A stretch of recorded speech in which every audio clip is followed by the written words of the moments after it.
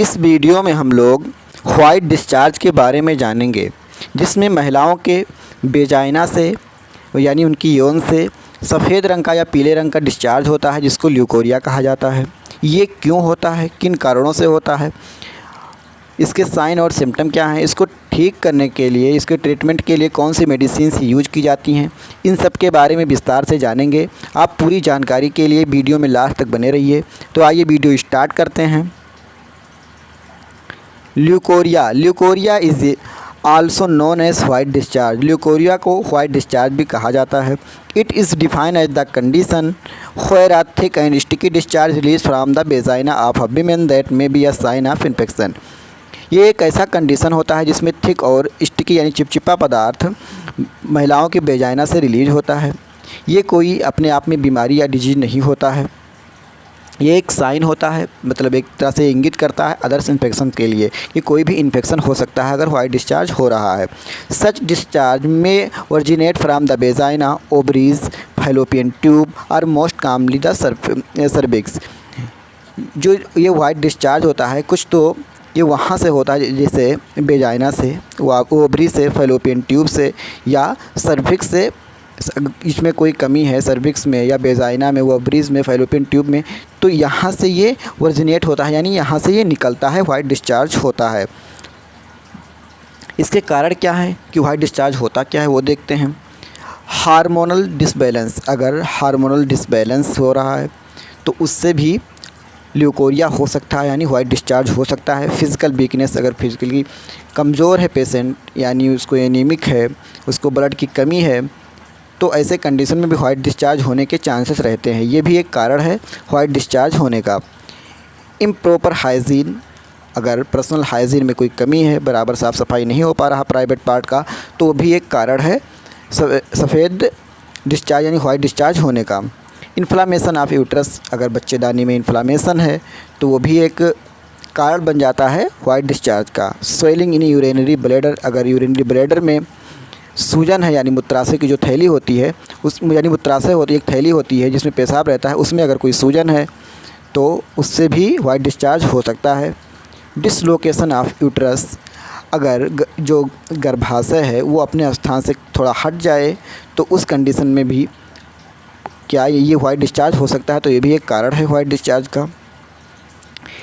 Irregular menstrual bleeding, अगर जो menstrual bleeding है या जो पीरियड के दौरान ब्लीडिंग होती है अगर वो इर्रेगुलर है तो भी ये वाइट डिस्चार्ज होने का कारण बन सकता है। कॉन्स्टिपेशन है यानी कब्ज है तो ये भी एक कारण बन सकता है। इनडाइजेशन, अगर प्रॉपर जो आप खाना खा रहे हैं, जो फूड डाइजेस्ट नहीं हो पा रहा आप खा रहे हैं, तो ये भी एक कारण है ल्यूकोरिया होने का यानी वाइट डिस्चार्ज होने का। प्रेगनेंसी इन अर्ली एज, अगर महिला जल्दी मतलब कम एज में ही प्रेग्नेंट हो रही है, जैसे गांव देहात में होता है कि कम एज में शादी हो जाती है, अगर उस एज में वो प्रेग्नेंट होती है तो ये भी एक चांस होता है वाइट डिस्चार्ज होने का। इंटेस्टाइनल वर्म, अगर कोई इंटेस्टाइनल इन्फेक्शन है तो उसमें भी ये कारण हो सकता है कि वाइट डिस्चार्ज हो।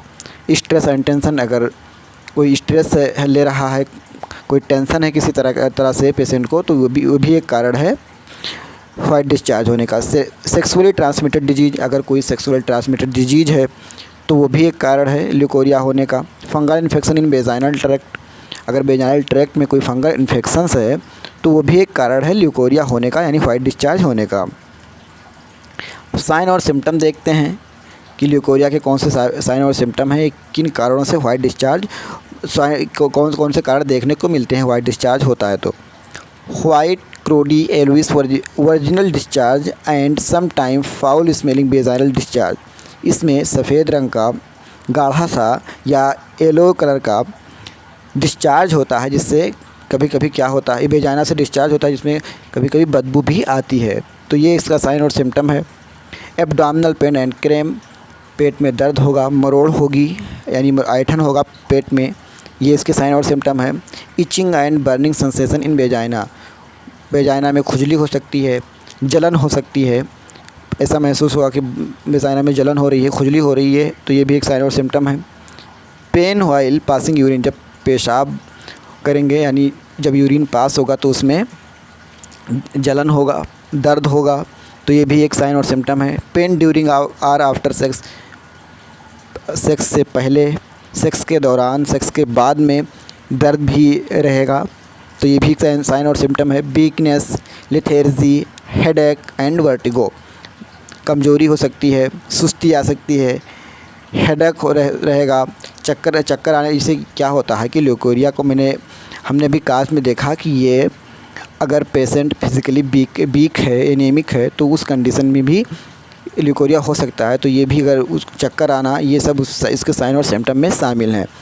बैकएक आर फ्रीक्वेंसी ऑफ यूरिनेशन, पीठ में दर्द होगा, यानी रीढ़ की हड्डी है वो दर्द होगी। फ्रीक्वेंसी ऑफ यूरिनेशन, बार बार पेशाब लगेगा, तो ये भी एक साइन और सिम्टम है। डिस्टर्ब मेंस्ट्रुअल साइकिल, जो मेंस्ट्रुअल साइकिल है वो डिस्टर्ब हो जाएगा, यानी टाइम से ना आकर के इरेगुलर हो सकता है।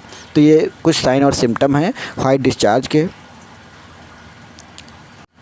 इंस्ट्रक्शन देख लेते हैं ल्यूकोरिया के कि इसके निर्देश क्या हैं।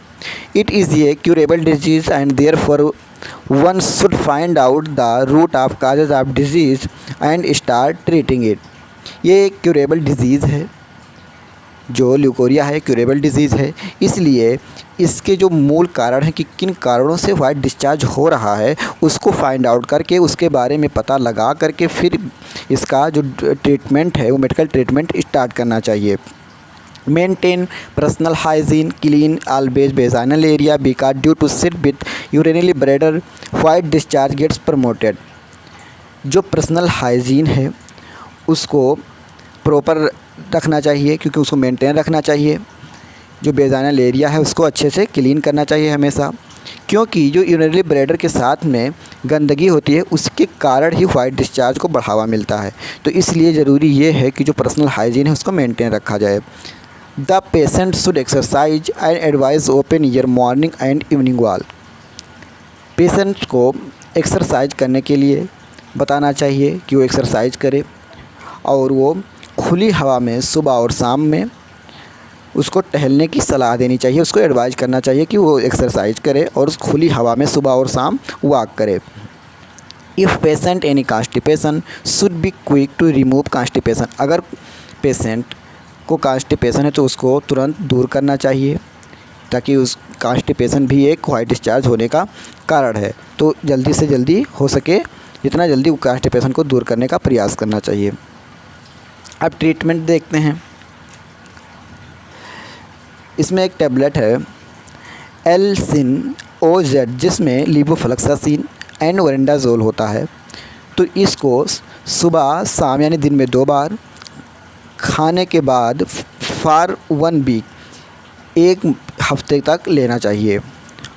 और उसी के साथ में न्यूफोर्स CD3 एक सपोजिटरी होती है, जो कि वेजाइनल पैथवे यानी वेजाइना के रास्ते में रखा जाता है, जहाँ से वाइट डिस्चार्ज हो रहा है वहाँ रखा जाता है। इसमें clindamycin and vaginal clotrimazole suppository होता है। ये वेजाइनल पासवे में रात को रखना चाहिए, इसमें 3 दिन तक इसको रखना चाहिए। इसमें एक कैप्सूल और आती है क्लिंजन फोर्ट के नाम से, तो उसके जगह पर इसको भी रख सकते हैं। वो 7 दिन के लिए होता है, उसको रात में रखना चाहिए वेजाइनल पासवे में।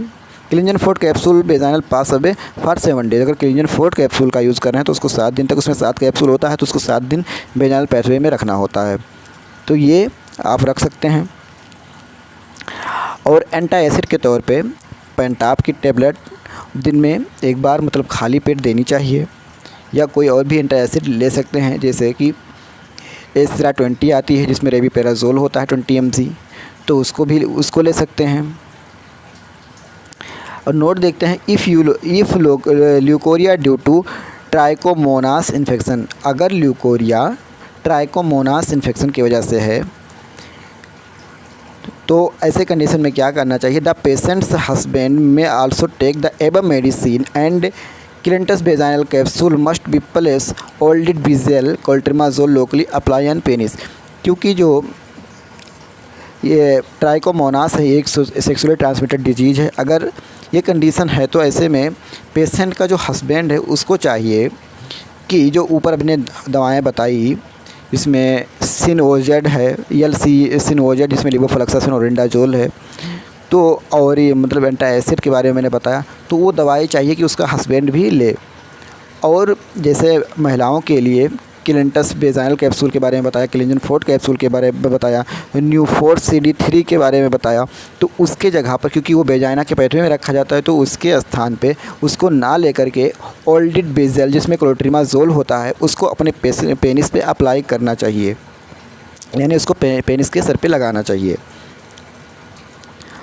और अगर पेन भी हो रहा है, जैसे वाइट डिस्चार्ज होने के साथ साथ में पेन हो रहा है, तो ऐसे में ज़ीरोडाल स्पास की टैबलेट आती है जिसमें ड्रोटाबेरिन और एस्क्लोफेन होता है, तो वो खाने के बाद में सुबह शाम लेना चाहिए।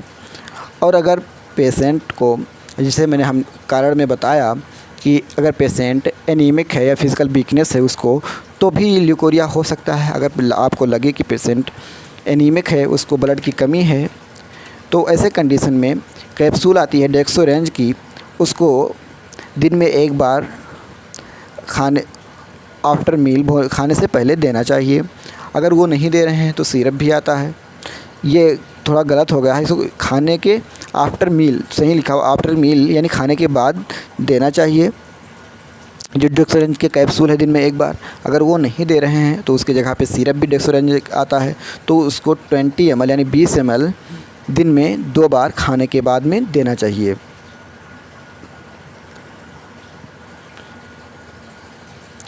और एक किट आती है वो भी साथ में देना चाहिए, जैसे उसमें A3 किट के नाम से आती है, जिसमें फ्लुकोनाजोल, इरिथ्रोमाइसिन, सेक्निडाजोल, इसमें 4 टैबलेट होती हैं, जिसमें एक फ्लुकोनाजोल की होती है, एक इरिथ्रोमाइसिन की होती है और 2 टैबलेट सेक्निडाजोल की होती है, जिसमें फ्लुकोनाजोल को नाश्ते के बाद में खाना चाहिए, क्योंकि ये चारों टैबलेट एक ही दिन में खानी है।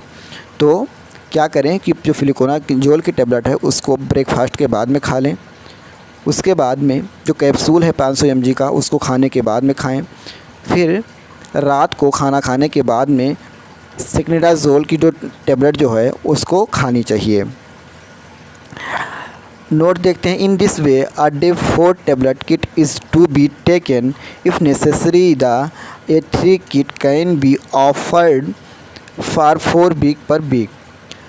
इस प्रकार जिससे 4 गोली की किट है जो वो एक दिन में ले रहे हैं, और अगर ज़रूरत पड़ रही है, अगर लगा कि ज़रूरी है, तो जो ये 3 की किट है वो हर सप्ताह यानी प्रत्येक सप्ताह, ताकि मतलब प्रत्येक सप्ताह में एक बार, यानी एक दिन में एक बार ही चारों टैबलेट लेनी है, तो एक हफ़्ते में एक बार, इस तरह से 4 हफ्ते तक लगातार ले सकते हैं। वार्निंग देखते हैं, this video make only for knowledge purpose, so please don't take any medicine without doctor advice.